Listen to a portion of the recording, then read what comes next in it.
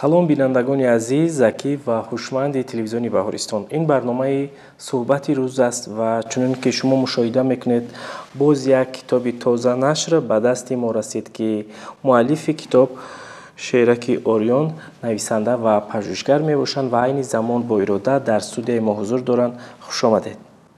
Муборак бошад эҷоди нав, муборак бошад ин тӯҳфа ба истиқболи 35-солагии истиқлолияти давлатӣ барои кӯдакони наврасон. Марҳамат, вақт дар ихтиёри шумо аст. Мехостем ки шурӯъ кунед ба муаррифии анамин китоби пурарзиш ки бо сифати бениҳоят баланд имрӯз аз чоп баромадааст. Марҳамат. Ташаккур.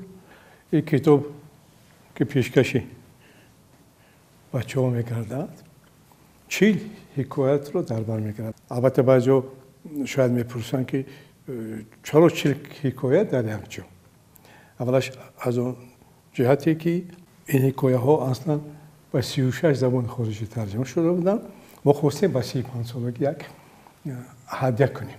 бачаҳо одат карданд ба китобҳои кӯчаки бачагона ки дар ин ҷо китобу аз они ман бисёр нашуданд дар ин ҷо ҳам дар хориҷ ҳам ва масалан дар ин 3 қиссаи таърихӣ аст ва дар ин ҷо саргузашти гандум аст ки фақат ба англисӣ 3 маротиба нашр шуд. ман инҷа яке намунаҳоро ман ба англисию тоҷикӣ овардам ва бачаҳо бисёр мехоҳанд ки як муаллифа асарро бештараш хонад. асари муаллиф дар 3, 4, 5 сол як бор чоп мешавад. бачаҳо бисёр интизор накунанд, дар як китоб 40 ҳикояро ҷо кардем ва ба мо он чиз итминон ва нерӯ бахшид ки масалан афсонаи халқи тоҷик аз ин ҳам қавсар чоп шуда барои дар бораи муҳтаво ва мазмуни ин китоб агар нақл кардан хоҳем, масалан яке аз анҳо ҳамин саргузашти гандум аст ки дар ин ҷо ба нашр расидааст ва ин дар бораи он саргузашти гандуме ҳикоят мекунад ки яъне заминро чок мекунанд, мекоранд, зери по мешавад, аболо чорбоҳо мегузаранд, шамолу тундаро ҳама чиз ӯро мекӯбанд, медараванд. ҳазор азоб мегӯяд, ҳатто дар сараш санги осо мегардад то ор шаваду нон шавад. яъне барои он ки мисли нон азиз ва лазиз шавед, باید سرگذشت پربالام گردانده کار. یعنی جان در azоб مونده کار که یک کار انجام شه با یگان چیز سزاوار شه. همین حکایت هم در اینجا در این کتاب اومده است. همین حکایت بچگانه آنها مثلا 40 تا هستند. مثلا یک تاش یک ماه نام داره. مثلا یک ماهی عمر. ما در یک ماه چیکار کرده میتوان؟ چیکار رو انجام داده میتوانه؟ یکی ببینید که زنبور هم شده 29-30 روز رو میبینه. یکی در یک عمرش بالای سطح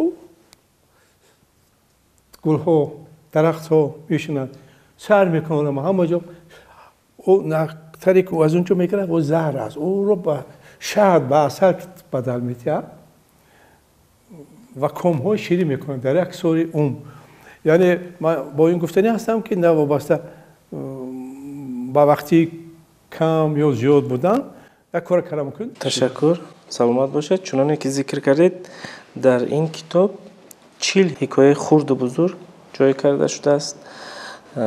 میخواستم اکنون فهمیده باشم که شما همچون یک ایجادکار کدام نکته های مهم را در هنگام ایجاد کردن یا که عموما وصف یا که انشا کردن همین حکایه قصه به نظر میگیرید که برای کودک، برای خواننده، برای نورس ضرور و مهم باشد و نویسنده باید در روند این ایجاد کردن برای بچه ها چی را به نظر بگیرد؟ یک قسمی این کتاب حکایت های تاریخی رو در بر میگیرند. مثلا اول این خیلی گفتم اینا پیش چاپ شده. من در اینجا کتابی در مسکو چاپ شدگی من از با نام تگرین اوشیده یعنی دره پلنگو در اینجا یک قسمش همین رو در بر میگیرد مثل گوتوی پنجه گاتا پنجه دیواشیش که در این کتاب هست اپاما و همین کتاب هم که از همه این کتاب یک جای شاید چیزهای تازه هم دانش هستن ولی گلچینی اون پیشنگی هم هستن و من مثلا با دیواشتیچ گفتن میخواستم که مردم ما در همه حالت و نومید نباشن و استقلال خود دفاع کرد تماما. آنچه که دیواشتیچ که همین بود که آمده ها بیگانه ها برای در سر تاجیک در تخت پوشتش مثل اون اسب تمغه آهن سکر تمغه میزدن یعنی غلام خود میکردن و ایشون دیواشتیچ همه این بی‌عدالتی آنها پس آنها گمان میکردن که همیشه قولی بستن همه جا میگن او در اینجا فرو نشست در دیگر کشورها نرفتن اون رقیبای ملت تاجیک در همین جا فهمیدن که این ملت رو اعتراض کردن عمل کردن احترام به جا آوردن لازم یا اپام که او یک دختری تاجیک بود سلیف فیونانی با هم خونه شد او امپیری بعد شکست خوردن اسکندر امپیری باختری و یونانی بود هرچند سلیف بود که همه و اداره میکرد علمین اپاما کشور که در صحبتشون بود با یک کشوری گلگوشکوفو خصوصا سلیف گفت که تو مهندس هستی بیا رو به امارات ها میاریم و او امارات های بسیار ساخت 8 شهر ساخت به حرمت اپاما چنان دوست می داشت به حرمت راهنمای من شهر به نام همین تاجیک دختر اپاما بود اپاما یک شهر قدیمی است که یعنی تاجیک دختری میتواند کاری کند که از 7 شهر ساخته شد با یک شهر بزرگی که شهر محمد می نامد به نام وی اپاما گذاشته شود. تشکر. شما یادآور شده در حکایه ها از تاریخ ملت تاجیک که این نمونه باشد برای نسل امروز و گذشته خود را دانند. بچه‌ها باید دانند که از گذشته ما برای چی گذشته بریم؟ از گذشته ما خاکستر نمیگیریم. از گذشته ما آتش گیریم. گرمی گیریم، پند، حکمت گیریم که برای ساختن زندگیمون در کار شود. کتاب رو نامگذاری کردید که به مقصد میرسد و حکایه اول نیز با همین شروع کردید که به مقصد میرسد. اکنون میخواستیم به بیننده عزیز گفته باشید که در حکایه کی به مقصد میرسد. حکایتی که شما ذکر کردید همچنین یک پند است. مثلا یک دو کس به راه میبرند، یکی عاجز است، چشم دیگرش بینا است. کسی بینا عاجز اون پیسه نمیکند میگذارد و قسمت خود رفتن میگیرد میرود یک جا که زمین کش کرده ایستادن او میگه چی میکنم میگه اینجا گندم کردم که این میگه چی میکنی خودت عذاب داده زندگی 2 روزه کیم چی دیگه و تماش ناخوش میشه میمونه اون طرفتر میرد صدای چوب میشنود میبیند یک کس اونجا یکی ساخته میگه چی ساخته ایستادی میگه من مکتب ساختم برای بچه‌ها چی برای صرف میکنی عمرت تو آمدی آموخته شدی و ما میشن و اینم تبش نخوش میشه اون طرف میرد یک خانه میدارد آواز نمیشنود میبینه یک کسی میگه خیلی میگه خاموش دم به درون پس کتابو میگه من فلسفه زندگی آموختم میخوام که دنیا چی است برای چی تبش نخوش میشه لیکن روح اینا همش باید روح نشون میتونن با دوام روح نه دقیقاً نه اون مکتب ساز نه اون فیلسوف روح نشون نمیده این اساسا میرود اساس زنون میگه او تخت ور میشنود میگه او مردی دون چی کرده شد میگه من اینجا میخوام کشتوای کنم کشتزار کنم سبزوات کنم گندم بخش کنم با رزق رو شود همین یک کس اومد گفت تا سال انده کی مرده کدون تبا من خیره کرد میگه او مردی دون میگه هر چه کردی حاصل میتیاد و باعث زندگی تو میشه باعث زندگی فرزندات میشه زندگی سیر پر میکنه بعد این میگه انا روحم بولیده شد بیا روح نشون میده و که دیگر مکتب میگه که او مکتب اگه بات نباشد بچه‌ها بیسواد میشوند این مکتب این نور است روشنی است روشنی است کتاب و اینم روح نشون میده و پیش فیلسوف میره هیچ آواز نمیشه میگه چی است که ایش نمیشنم بعد میگه من کار مشغولم که آواز شونده نمیشه چی بگو فکر کردن رو نکردم میگه چی فایده است او میگه بهترین کار میگه برام که راه آدما باید فیلسوفا آینده روشن کنن. بعد راه نشون میده. بعد میگه که ای نوبینو هم فیلسوف خدا دنیا چی میگه؟ میگه دنیا یک بحر است که او یک خود آدم غرق میشه. همیشه نجاتگرا لازم، دستای دیگه لازم که ما نجات رسیم. بعد میگه تو مرد با مقصد میرسی برون که دلی روشن داری. یعنی هر یکی ما غیر چشم روشن داشتن اما با دل روشن هم داشتن در کار و این روشنی دل ما با مقصد میرسونه. تشکر. و این گونه حکایه های جالب در این کتاب گفتیم که 40 عدد است.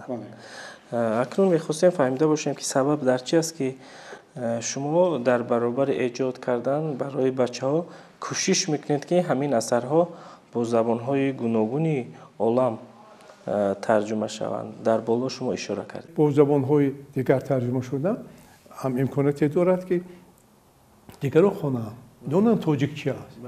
اما توجه پیدا شود. این توجه باعث میشود همکاری یا فیلم به وجود بیاد یا ترجمه میکنن و مانند اینا. این حکایه همینطور حکایه های در بر میگیرد که همش با یک سبب نوشته شدن و گوینده یک معنی هستند و گوینده مهمش عالم بچه ها هستند. قهرمان همه همینا هم بچه ها هستند. قهرمان همشون یا همون حکایه از نگاه بچه نوشته شده. حالت واقعی جای دارد در حکایه ها؟ بله، هر یک حکایه حالت واقعی دارد. به یاد میارم که من برای بچه یک پویست نوشته بودم با نام اسب آخرین. مثلا همین اثر من ترجمه شدن در روسی سبب شد که برای کیمیاگر اون تهیگری بی همتای کنوی ما که رئیس اتفاقی کینمرستان تاجیکستان بودن و من رو دریافتم و من رو به یورمالا استراحتگاه کینماتوگرافیستای اون وقت فرستادن برای 28 روز. و من چیکار کنم به این وجه همین فیلمنامه نوشتم. همین فیلمنامه فیلم اسب آخرین شد. من رو با کینو کشید که من فیلمای بسیار کردم و همین از نگاه بچه است این فیلم و اسب با موسفید و همین فیلم 2 جایزه گرفت در لیگا و در کینو فستیوال خلقی شوروی و 28 کشور دنیا همین فیلم رو گرفتن ترجمه کردن برای زبان خودشون. فیلم 3 بار در تاجیکستان هم ترجمه شد. چون اون وقتا فیلم با روسی میگرفته میشد. یک بار در تاجیک فیلم گلندان محمد و تهیه‌گری بسیار مشهور 50 روزه دارم ترجمه کردم. در شبکه اول ترجمه شد. در شما قدرتوف با نام قدر دوست ترجمه کرد که اون بارها بچه ها دیدم. می گفتید که این کتاب و دیگر کتاب هایی که مثلا تا به امروز چاپ کرده خواننده با کدام راه دسترس میکند؟ یعنی که کتاب های نشر شده با کدام راه دسترسی خواننده میگرده؟ چه کتاب با دست خواننده هست. و راههای بسیارش پیشنهاد کردم و اگر راه خوبش همین است که هر یک از این مرکز دوشنبه یک تشکیل باشه که در هر ناحیه یک مغازه کتاب داشته باشه. حالا در ناحیه مغازه کتاب پیدا میشن بعد همین نام شده میشن. بعد میگه که جاش به اگم بچه‌ها میرن کتابخونه که اونجا با مطالب فروخته یا غذا فروخته یا یک چیز دیگه.